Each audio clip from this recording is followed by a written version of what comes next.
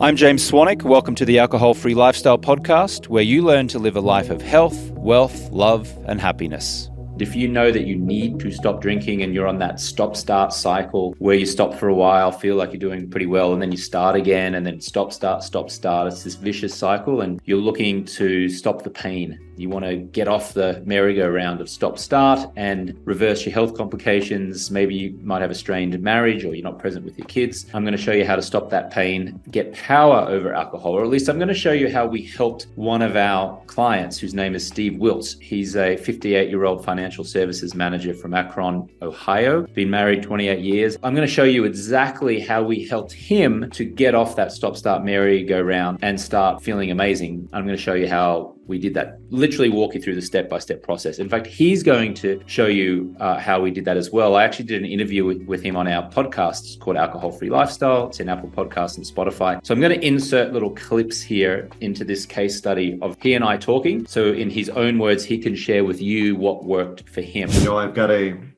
strong business in managing 401ks and pension plans. I am active in my community, do a lot of nonprofit work and fundraising. I love public speaking. I'm an active golfer and tennis player. And as you mentioned, I've been married 28 years, have a wonderful marriage. So Steve had a 40-year drinking career, which he said picked up because of COVID. And like most people in your program, we're a relative high achiever. So I was able to do it all while I was drinking. And then really it was around when COVID hit that candidly my drinking picked up during that period of time, like it did for many Americans and people around the world.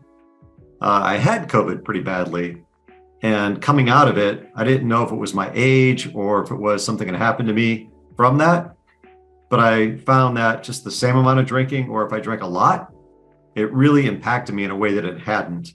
And that I was definitely not being my best self and not performing at a high level.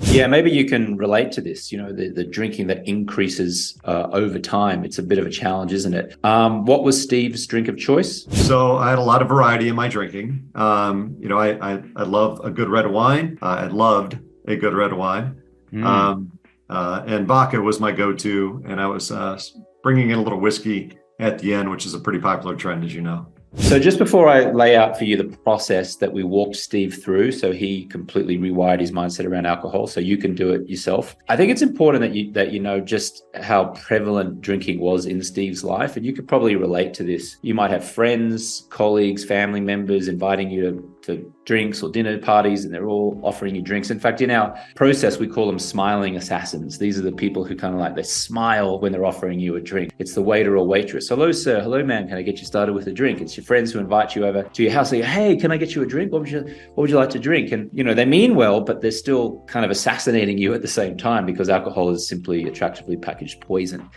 So certainly that was the case for Steve. I'll let him share just how prevalent alcohol was in his life. I went 14 days in a row last summer being offered a drink. And that is between, all the networking events, nonprofit events, go to a basketball game with a loge, after golf, after tennis, right? It's just kind of omnipresent in my world, which is, I think, why it became more of a challenge for me over time, is that it wasn't like I was just home choosing whether to drink or not. Every day, somebody's offered me a drink for long stretches, especially in the summer or during the holidays, where it really starts to pick up. I play a lot of golf, and it's very customary for guys to have a drink on or after golf. Like I mentioned, I play a lot of tennis, and most groups have a drink after tennis. Or if I go to a barbecue, a party, an event of some kind, family events, you just get together more during those periods of time, I think. And kind of unfortunately, I think most get-togethers revolve around alcohol. Yeah, the thing with most high performers, just like Steve, is that most colleagues don't even know that they have a drinking problem. And so, they feel like an imposter, like they're hiding this big secret. And, that was certainly the case for Steve. So you can be a real high achiever, really successful, killing it on all outward levels. But if you're having a challenge with alcohol, there's a little bit of imposter syndrome in there. You feel like you're in a little bit of a prison that other people don't know about, especially when it gets to its worst. I didn't feel that way for a long time, but then I started to feel that way. Like I was doing something negative that other people didn't know about, even those closest to me. But Steve said he couldn't fool one person in his life. Only person that ever said anything to me ever was my wife. If I would have a big night out with the guys and, wake up the next day and not be productive, or, come home in a state that was not a good state. But no one else ever said anything to me, or I don't think anybody ever noticed that maybe I wasn't performing at my best. Steve went on to say that he tried stopping. He actually was successful for 8 months. He was alcohol-free for 8 months. But then the slippery slope, which is very slippery, as you may have experienced yourself, kicks in, and then you return to drinking, in many cases even worse than before you stop. That was certainly the case with Steve. I decided, all right, I broke the cycle. I am going to exercise control and I'm going to drink moderately, which I successfully did for a period of time. And then the amount that I was drinking between drinks, the number of days got shorter and shorter and shorter. And the next thing I know, I was drinking more often again. When I decided to moderate, like every day I had to decide, am I going to drink or not? And it became very burdensome and heavy on me. Like I took another extended break. And then last summer decided to reintroduce alcohol again, had the same result. And that's when I called you. So I have two case studies in there to prove to me that I'm better without alcohol than I am with it. So now, how did we actually help Steve? Well, we did it 3 main ways. The first way was through neuroscience. So we really rely on neuroscience to help people rewire their mindset around alcohol. Now, if you go to AA, it's very much faith-based. You're kind of surrendering to a higher power. You have to say, I'm an alcoholic, even though you may not feel like you're an alcoholic. Those 12-step programs are all kind of, they're not based in neuroscience. A lot of them were created like 70 years ago. And then, rehab as well is a real challenge because you go there, it's the same thing. You're lamenting the past. It's doom and gloom. No one really wants to go. No one really wants to go to an AA meeting either. So what we do is we rely on neuroscience. We look at the latest cutting edge studies and science that comes out. Our Yale educated coach is Sarah Connolly. She's a British woman who lives in Australia, and she gets on Zoom calls with our clients, and she really walks them through the role of dopamine and serotonin and why we drink and why we still crave a drink. Let me just show you a little clip from a training video. This is a pre-recorded training video. Let me just play this clip for you. Here we go. But we will take a drink and the pleasure center in the brain will light up 10 times more than it did when we experienced something natural, a natural pleasure. It was just a nice slight boost. But when we drink, it's this massive hit, an excessive dopamine, which tells our brain to remember the experience and do it again in exactly the same way that it did with the natural alternatives. So because of this excessive burst of dopamine, the memories become stronger and more powerful. And next time we're feeling a certain way and we see a glass of wine, our brain's like, oh yeah, I know I want to do that because that felt really, really good. This creates memories, and this is where our cues will start to live. Our alcohol triggers and cues will live in this memory box. So this strong memory to repeat is driven by cues and triggers. It's the same for sugar, drugs, and gambling. Now, what happens to our happiness baseline, our homeostasis, is it gets completely out of whack. And this represents the highs and lows that are experienced when we're drinking. Here's what Steve Wilt said when he finally was presented with this neuroscience and we were able to talk it through with him. Here's what he said. What I learned in Project 90, I didn't really realize how highly addictive alcohol was. I didn't realize that that first sip releases dopamine, which is the happy chemical, which is why you always want more. And that's part of the addictive nature. I didn't realize that you're chasing that buzz with more and more alcohol throughout the night, throughout the weeks, months, and years. I didn't know all that it changed your neural pathways and literally how your brain works, that it had that kind of an impact. I didn't know that it's a highly toxic poison that contains ethanol, which we put in gasoline. Like I just didn't know all that. But looking back, it sure makes sense that if you're hungover, there's a reason you're hungover. And it's because you're digesting poison through alcohol. I was angry at some members of my family as it was modeled for me growing up and celebrated. And I mean, they didn't know any better either, right? I mean, back in the 60s, 70s, like my dad didn't know that his drinking was all these things I just listed. And he was a great man, but he drank a lot and he was a happy guy. But I watched him do it all those years and thought that's what guys did. So at that moment, I'm not angry with him now, but at that moment I was angry at that. I was angry that there's this secret out there around how addictive this substance is that's never talked about, right? Like, people know that heroin and cocaine and opioids are addictive, but no one talks about the fact that alcohol is. That over time, there's a really good chance it's going to get the best of you.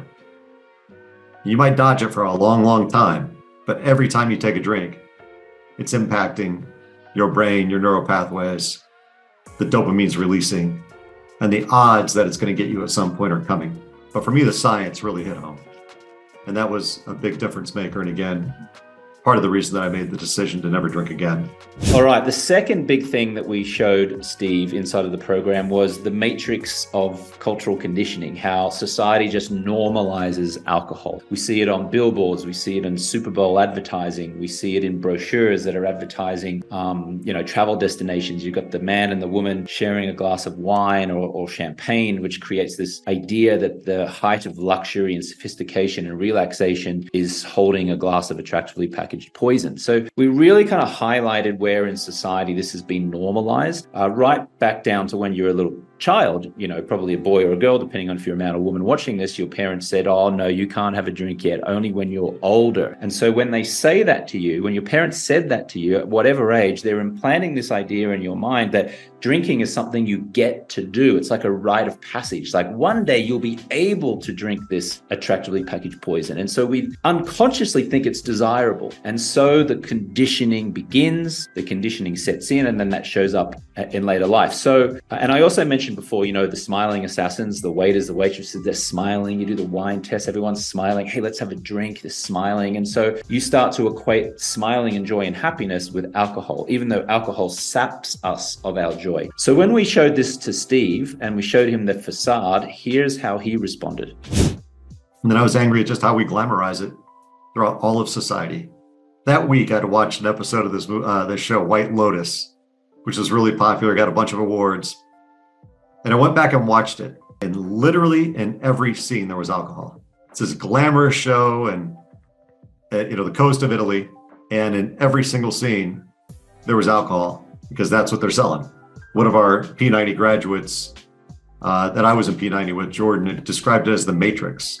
Like in the Matrix, if you haven't seen the movie, Neo takes, the blue pill. And when you do that, all of a sudden you can see the rest of the world for what it is. And it's like you're stepping out of this myth that is out there around alcohol. And now you can see what it does to you and to others that you care about. So yeah, it was a huge moment in my life. All right. And then the third thing we did for Steve was we put him in a like-minded community. Now, like-minded, I mean business owners, executives, folks who are over the age of 40, just like you if you're watching this presentation. Now, there's a New York Times bestselling book called The Power of Habit by Charles C. Duhigg. In that book, he says, change becomes probable when you have a group of like-minded people with a common goal. Now, you may have tried to stop drinking in the past, doing it on your own, relying on brute willpower, but not being in a like-minded group of people. Maybe you even went to an AA meeting, but you couldn't relate to the 19-year-old meth addict who's holding up gas stations because you're a, well-educated, financially comfortable, high achiever, and you can't relate to a 25-year-old who's just doing crazy stuff in your mind. And so a like-minded community of other business owners, other executives, other physicians, investors, real estate experts, high performers, that's who you can relate to. And there's a level of comfort and accountability that is built in when you do that. And so what happens is you stop drinking without process, but now you've got this community of people that you can relate to, that you enjoy talking to, that you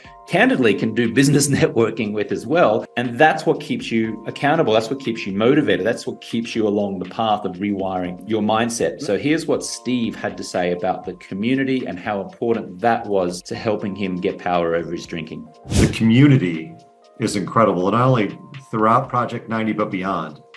Having a group of alcohol-free friends and beyond 90 and others is so, I think, meaningful to me to continue the journey and to continue to strengthen the journey. But for me, what I really learned was, again, the pieces around dopamine, how addictive it is, what it does to our bodies. And, in those classes, I immersed myself. I decided I'm either going to make this decision or not. So I think there's 4 Project 90 calls a week. They're 90 minutes each. I made almost every one during that period of time. I posted in our social media post called Polo quite often what I learned. I was listening. So I really just wanted to make sure that I took this seriously and decided one way or another, once and for all, what I'm going to do with this substance. So all those things we've talked about were impactful for me. Look, I'll let Steve finish with some more of the benefits that he experienced from the program. Let him share a little bit more. Here he is. What I learned from you and the program, I don't look at it anymore that way. I walk in and I look at it and think, that's a bunch of stuff that's really bad for me. And I don't want it in my life. And that was a totally different mind shift too. I don't have that mindset any longer of, I wish I could drink. I don't look at people that can drink moderately and think, oh, I wish I was one of them.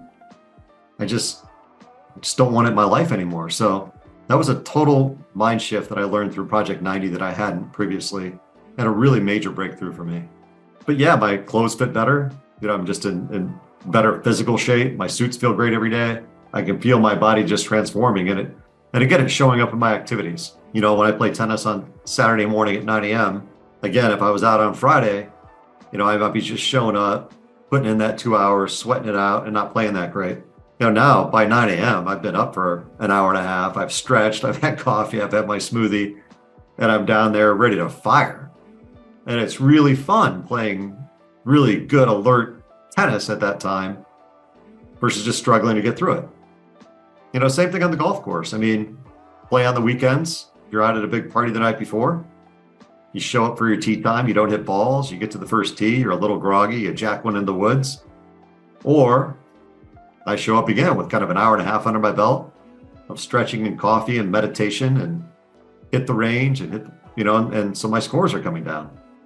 Like it doesn't, again, it's just so clear now that it's why it's working. Steve also talked about the impact that it had on his marriage with his wife. You could probably sense now that his wife is a very important person in his life. Here's what he said about the benefits of not drinking on his marriage. If you're not drinking in the evenings, then you have more time for reading, family time, whatever you want to do. You wake up brighter and feeling better. For me, I don't skip workouts anymore. I used to go to workouts to kind of sweat out the drinking. Now I go for real gains.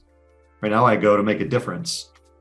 As I mentioned, my handicap dropped in golf. All these things. And my wife, she just really appreciates that I'm now, on the weekends, I'm up, I'm helping clean the garage. This is a small thing, but for 26 years, she made the coffee and got it every morning. For the last 2 years, I make the coffee and I get it every morning. And because I'm up early and I'm ready to go. So while it might seem like a small thing, I think it's a big thing to her, but it's not the biggest thing by far. It's just that I'm healthier, I'm more attentive, I help out more. It's just, I just feel better too. So I think I'm actually happier, although I've always been a happy guy. I just have more great energy. And I mentioned earlier being bright-eyed. That was always something that I saw people, and I never felt like I was a bright-eyed guy. But now I actually have people say to me, people that I haven't seen in a long time, that I haven't changed or that I look good or that there's something different about you that don't know about this journey. And I can't lie, it does feel good for people to recognize that, even though they don't know why. Thank you so much for listening. For more content like this, you can check out our YouTube channel at alcoholfreelifestyle.com/YouTube. You can follow me and send me a direct message on Instagram and TikTok at James Swanwick. And you can see the results of our scientific study at alcoholfreelifestyle.com/study. If you'd like to apply to become a Stop Drinking client, you can visit alcoholfreelifestyle.com/project90. I wrote a book called The 30-Day No Alcohol Challenge, which you can find on Amazon at james@alcoholfreelifestyle.com. If you're a regular listener of the show, would you please do me a big favor and give the show a rating and a review? It helps us get more listeners, and you'll be potentially helping someone else out there who's struggling with alcohol to find us, to listen to us and get support. Thanks so much for listening. We'll catch you on the next one.